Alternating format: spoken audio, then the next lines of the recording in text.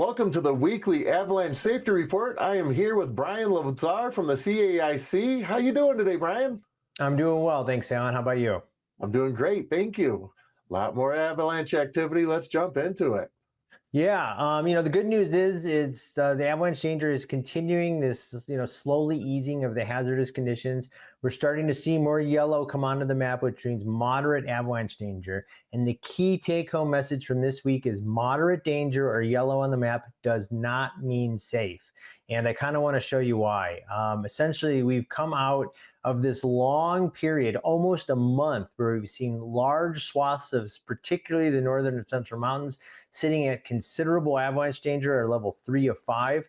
We have been slowly sliding down the considerable bin and just at moderate. But what this graphic will show you is that it is not simply a stepwise function, that each avalanche danger rating contains a range of avalanche conditions. And what we've done just now in many of these areas have just crossed the line from the considerable avalanche danger into moderate, but it's important to note we are at the high end of the moderate danger rating, which does not mean safe. So what this means is that we have seen the number of human-triggered avalanches slowly decrease over the last few weeks. But this graph all by itself is pretty impressive.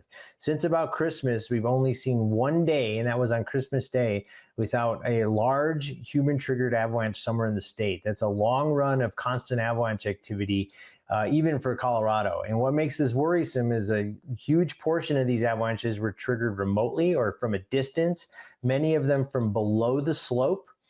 And also that a good portion of these were large enough to bury, injure, or kill a person.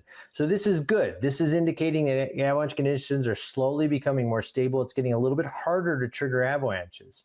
But as this graphic from our avalanche forecast shows, even though the chances of triggering an avalanche have dropped from this likely term to possible, it does not mean the consequences have changed. And in fact, the consequences remain as severe as ever. The avalanches are still going to be quite large and destructive, even though the chances of triggering one are going down. So it's like, your odds of triggering any particular slope and causing an avalanche is just slowly declining. That's why we're moving into moderate danger. But the consequences are not, because the avalanches, when they do fail, are still failing in these pretty scary ways. Like here's an example from Berthoud Pass. You can see the avalanches are breaking quite deep, in this case going down all the way to the ground. These are really difficult avalanches to survive.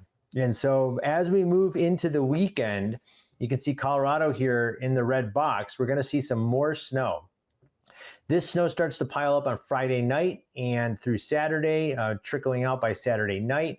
You can see that it's favoring areas in the Park Range up near Steamboat, along the northern Front Range, and at the very tail end down near the Sangre de Cristo Mountains on the east side of the Continental Divide. In those northern mountain areas, we could see around 8 to 12 inches of snow total.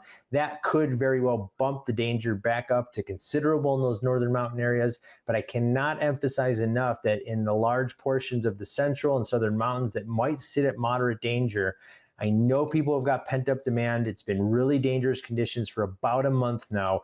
Please do not take the moderate danger rating as a green light to travel into more consequential terrain. It's going to require very cautious route finding, very careful terrain selection in order to stay safe out there this weekend. And if that's also complicated by the fact that we have a fairly complicated snowpack structure.